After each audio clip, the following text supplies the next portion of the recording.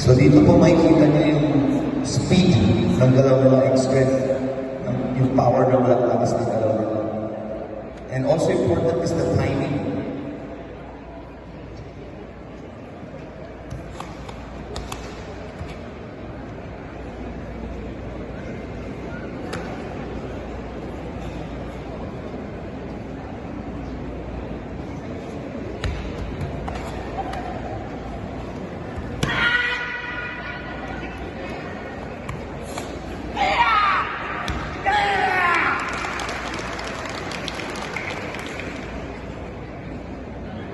If you notice po, sumisigaw po sila. It's just a culmination of their energy. It's called kiai in Japanese, or ki power.